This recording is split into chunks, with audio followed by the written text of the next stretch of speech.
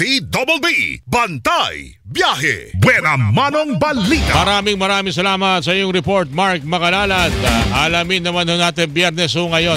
Ano kaya ang dating na Lunes sa atin? Mga mala Halloween ba to? Mga mala horror movie ba ito, Zen? Kung ating pag-uusapan ay ang inaasahan nating presyohan ng mga produktong petrolyo. Of course, makakausap po natin Assistant Director ng Oil Industry Management Bureau ng Department of Energy, Director Rodela Romero. Director, ano ba ang mangyayari sa Lunes? Extension ba ng Halloween? O meron tayong good news na in-expect for next week, Director? Mukhang sumasabay po sa okasyon. Nakakalungkot. Ang ganda ng introduction mo eh. Oo, pang Halloween talaga. Ibig sabihin, so ini-expect natin ay all price hike. Tama ho, Director? Tama po, tama ka, Orly. Base po sa 4 na araw na monitoring natin sa Minoplat Singapore, wala pa po dito yung cost of doing business ng mga oil companies and then other premiums. Lahat po ng presyo ng produktong petrolyo ay inaasahan to tataas by Tuesday po. All right. Okay. Ano pong estimate sa gas, diesel at kerosene, ma'am? Okay, ang estimate po sa gasoline, more or less increase ng 1 peso and 20 centavos. Oh. Yeah, sa diesel naman po, mas malaki, nakakalungkot po. Increase din po ng more or less 2 pesos and 15 centavos. 2 pesos and 15 centavos. Tama po, okay. And then sa kerosene naman po, more or less increase po ng 1 peso and 75 centavos. 175. Aba, mukhang sa resulta raw ho ng 4th day of trading na pinagbasihan po nitong ating estimate na ito, papunta raw ho, maaaring tumaas pa sa pagsasara kay Ningong ito. Posible ho ba yun, Director, na tumaas pa talaga? Kung magtutuloy-tuloy po yung sitwasyon kasi ang nakita po nating kadahilanan base dun sa nasabi nating estimate, yun pong pag-sign ng parang may signal po ng mag-i-ease yung tension ng US at saka China na trade tension.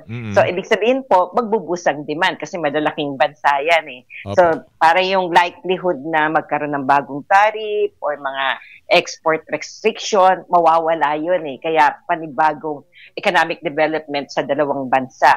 Second po, yung nasabi din ng mga nakaraan na sa early part ng linggo, yung pong prices nag-firm siya because following yung mga US, UK, tsaka EU na sanction kay Russia. So, yun po yung dalawang kadahilanan. Yun yung pinaka-pangunahing speculation. Opo. Parang ini-expect natin kung magiging malawag at tataas ang demand, magkakaroon ng kahit paano yung matatag na presyuhan. Pero sabi nga natin, talagang pag tumataas ang demand, talagang tataas talagang presyo. Tataas ang pangailangan ng supply kasi ng produktong petrolyo, Director. Tama po, kasi sabi ko nga po, maliit lang yung diferensya ng world supply tsaka world demand. So kung hindi madadagdagan ng supply at tumataas ang demand, mataas po ang presyo. Director, October 31 pa lang ngayon, ano nga ho palang inaasahan natin, lalo na ho dun sa mga nanay na mga tahanan sa presyo po ng binibili nilang liquefied petroleum gas o LPG?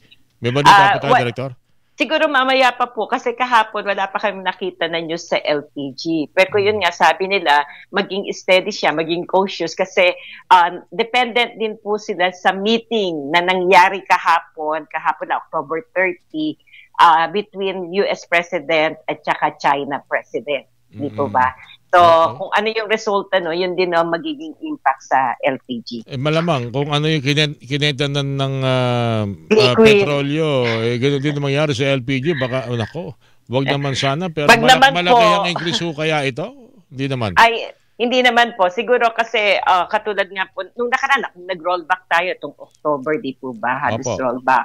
Magkaiba naman po talaga yung demand profile ng bawat produktong petrolyo. Sana hindi po, kahit ang basihan din nila yung nangyaring meeting within the two countries. Yung nga lang, ito parang petroleum products. Wow, big time ito. Director, ano? Ayun nga, pataas pa naman ang mga demand. 4th day at posibleng tumaas sa 5th day. Ngayon pa lamang ang estimate natin ay increase ng 1 peso and 20 centavos sa gas, 2 pesos and 15 centavos sa diesel, at 1 peso and 75 centavos naman sa kerosene. Masakit-sakit ito. Mabigat nga po. Tapos base lang po yun sa map sa yung Minoplat Singapore. Yung hindi pa kasama dyan yung kung ano-anong mga epekto tulad ng halaga ng piso sa dolyar. Nako po, Director, isa pa yan sa problemahin natin. Pero kung sabi po, tumaas nga daw kahapon naman, lumakas naman pala kahit parang peso kahapon. Anyway, Director, maraming salamat po at sana hindi magimbal ang ating mga kapuso. Pagsapit ng susunod na linggo. Orly.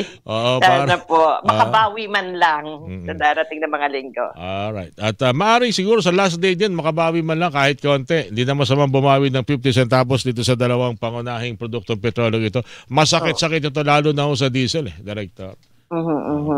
Social and transport. Okay. Director, thank you po muli sa mga impormasyong ito. Maraming salamat po. Maraming salamat po. Happy weekend. Oil Industry Management Bureau, Department of Energy Assistant Director Rodela Romero ang inyo pong napakinggan.